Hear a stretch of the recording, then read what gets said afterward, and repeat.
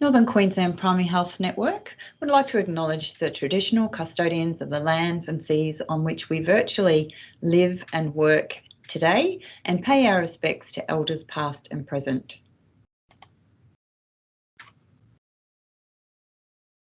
A little bit about Northern Queensland Primary Health Network. As an organisation, our vision is for Northern Queenslanders to live happier, healthier and longer lives. NQPHN is one of 31 primary health networks located nationally around Australia, and we cover approximately 500,000 square kilometres, including very remote areas of North Queensland. It is estimated that we have 727,000 people living in our region, and that represents 14% of Queensland's population. We have approximately 80,000 people which identify as Aboriginal and Torres Strait Islander, around 11.7%. You can see that on the map on the right-hand side of that slide that our region is quite extensive and runs from south of Mackay, west up through Hughenden, Richmond, up to the tip of the Cape in the Torres and Cape region.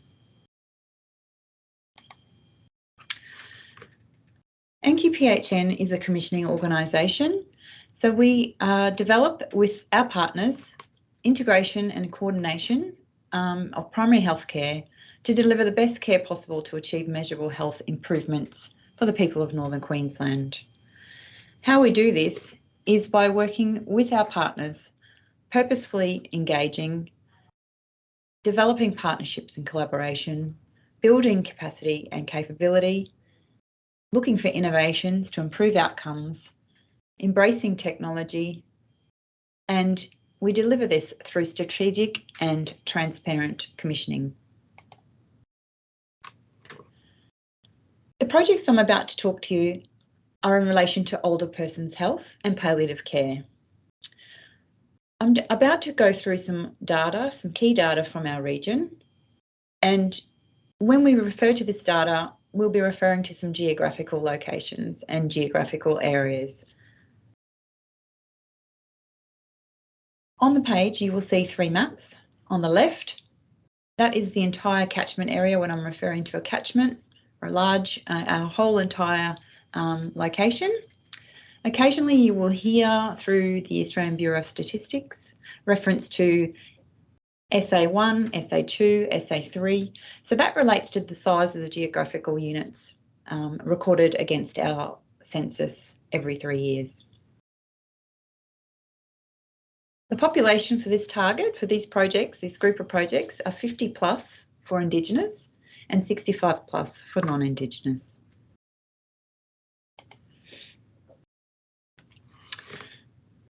So to kick off these projects, NQPHN has been required to deliver a needs assessment to the Department of Health. So when we looked at the data around the population for older persons living in aged care by age and by sex, this is what we have been able to identify. So we can see on this chart, this population tree. On the right-hand side, we have women as the major users of aged care facilities and living longer lives. Down in the lower end of the age demographic, we'll note that there are some people using aged care facilities that are younger, and this is most likely because they are living with a disability or they've got early onset dementia. When we think about the target population and where they live across our region, this chart shows you, based on the statistical area 3, which is along the bottom, the percentage of the population living across Northern Queensland. So I've highlighted those vertical bar charts in green where there's the high proportion. So currently we see that across Charters Towers, Ayr, Ingham, Innisfail, Castlereagh Coast, Port Douglas and the Tablelands and Kuranda, we have the highest population within that target population of the over 50s for Indigenous and over 65 non-Indigenous. If we think about the population growth moving forward over the next 10 years, these peaks that are highlighted in the red circles indicate where the highest growth is to be. So when we're commissioning services, we need to be aware that whatever we put forward through our commissioning proposals, that those service providers are meeting the highest demand. And within the next 10 years, this is where that highest demand is going to be. We can see in some of our regional areas that there's not as much growth. However, there's still some significant changes in places like the far north, and even up to here in the Cairns North region.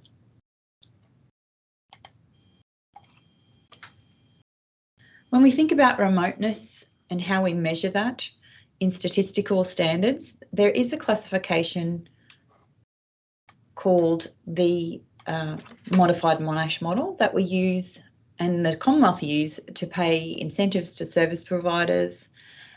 This model is based on certain criteria around the location of services. So those that have a higher remoteness rating, so in the 7, live more remote or are further from hospital and health services, roads, are separated by water. There's set criteria that rates, that provides those ratings. So you can see down the centre of our region, we have a lot of very, very remote locations that are classified. And even if you come towards the coast, we're still, you know, in that 4, 5, 6 and 7 remoteness.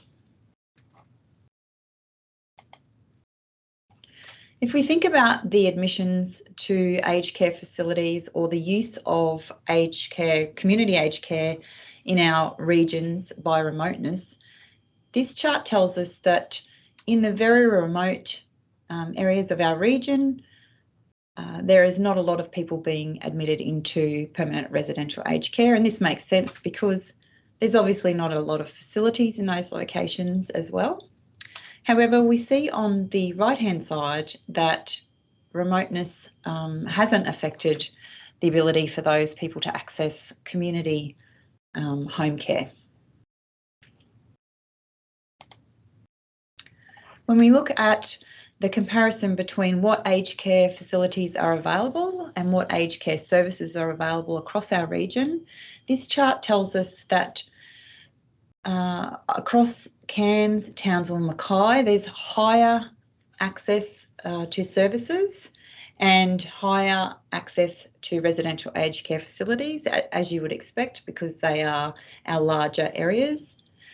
However, it does help to picture some of the discrepancies or some of those areas that have less access to facilities, such as Whitsundays, Bowen, and the far north. So there's limited residential aged care facilities in those regions.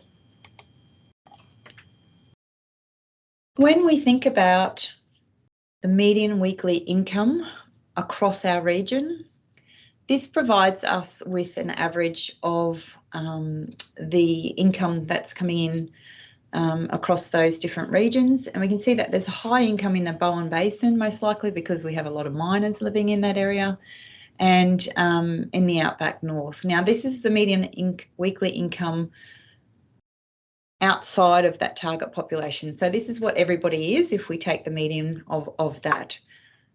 If we look further into our target population and what they're living on, and we know that they are living on less than $500 income per week, mostly, approximately 50% of our consumers that are in that target population are actually living on less than $500 a week. So with the exception of the far north and the outback north, most people are living, 50% of that target population have very limited income. If we look at the health status of that target population, you can see that nearly 50% are also living with one or more long-term health conditions. The largest population and the largest percentage is in Mackay, Charters Towers, Ayr and Ingham, and Townsville. So if we think about the burden of the health need and who is going to care for those people as they age, we wanted to look at the access to family support. So we looked at that target population from a perspective of never having had children. And this is the percentage of the target population that have no children across our region. So between 3 and 6% in most regions have no support from direct family members. Likewise, we looked at the population that are separated, divorced or widowed and are greater than that 65 years of age. And there's between 38 or 40% up to 50% that are living in those circumstances. Again, I've highlighted those in green that have the highest percentage.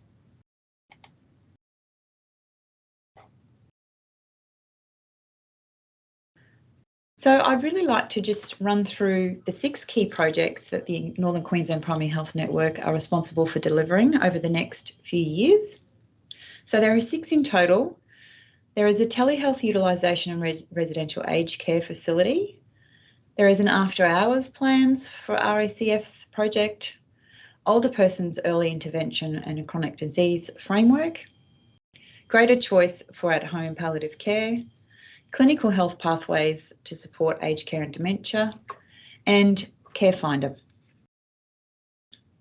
So I'm just going to go through each of those briefly to give you an overview of what we have been tasked to deliver. So the first project involves working with residential aged care facilities and supporting them with a technology uplift. So the aim is to support those residential aged care facilities to increase availability and the use of telehealth in aged care for the aged care residents. So PHNs will commission a technology and infrastructure audit for all participating RACFs across our region, and that includes the multi-purpose health centres as well. So we'll provide, after that audit or that infrastructure audit has been completed, through a grants or through technology bundles, NQPHN will provide that to those residential aged care facilities for their implementation. Following that implementation of the technology, we will also work with the residential aged care staff to support their workforce training needs and to embed the use of that technology. As part of all of this, we would really like to encourage the increased use of My Health Record into residential aged care facilities.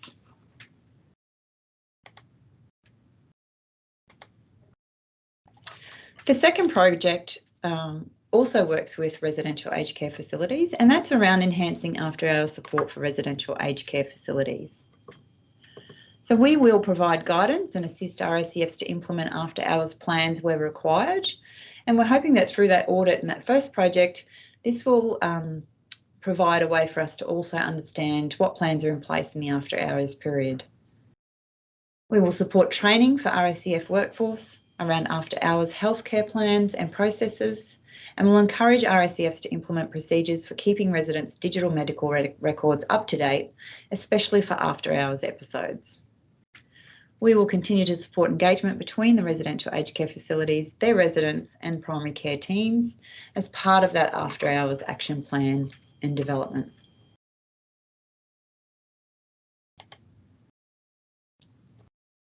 The third project that works in the older person's health space is our early intervention and chronic conditions framework.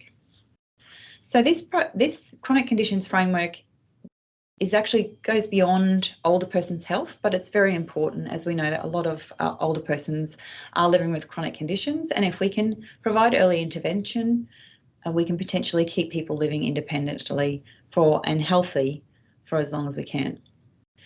So this chronic conditions early intervention framework is being finalised. We've had quite significant consultation across our region, and it lays out the vision of the strategy, our key principles, our strategic goals, the priority populations and the priority conditions that we'll be working with.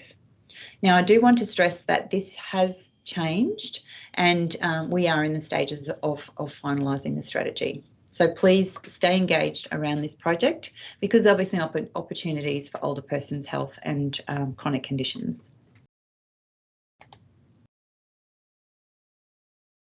This slide is just showing the journey in terms of prevention and early intervention, and where Northern Queensland see their role. So we see our role in that middle tier, whereas around supporting primary care services to prevent and manage chronic conditions, and supporting our workforce around that process.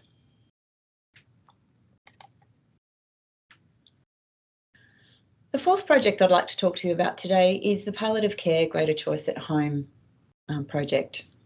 The aim of this project is to increase awareness of and facilitate and coordinate access to safe and quality palliative and end-of-life care at home.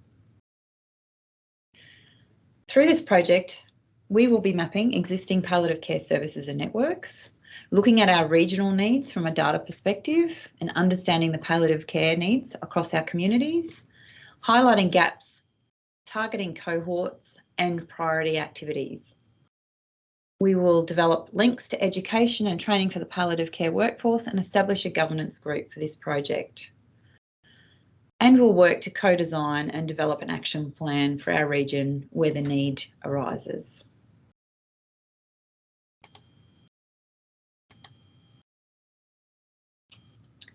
The next project I would like to talk to you about is aged care and dementia health pathways. Health pathways is a technical tool that our health providers use across our region. Through this project, we've been funded to work with our general practices to identify any existing pathways that need to be reviewed or updated, and to develop aged care and dementia assessment, management and referral pathways for use by clinicians with patients where they don't exist. So we'll be monitoring, reviewing and improving that health pathways environment. We'll be consulting broadly with our stakeholders, signposting resources for GPs so that they can direct patients and caregivers to appropriate services, looking at gaps and developing consumer resources as well for families and carers.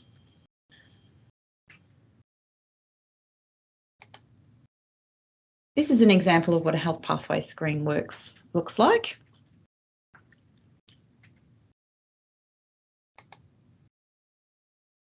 The final project I'd like to talk to you about today is the Care Finder, or Aged Care Navigation Program. So PHNs will be commissioning Care Finder services to provide specialist and intensive assistance to help people within the Care Finder target population to understand access to aged care services. The Commonwealth acknowledge that My Aged Care is difficult to navigate, and they are very aware that there is a target population that are at risk of homelessness or have difficulty navigating the aged care system. So it will specifically target that Care Finder population. It will support current assistant and care housing providers to transition to Care Finder organisations. And it will support the integration of the Care Finder network into the existing local aged care system.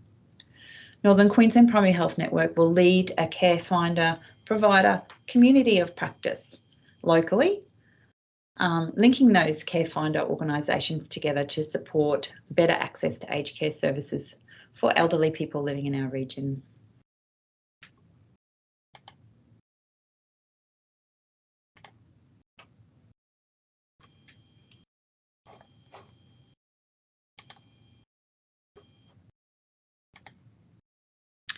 Thank you for attending this virtual presentation today. It's been great to have you here.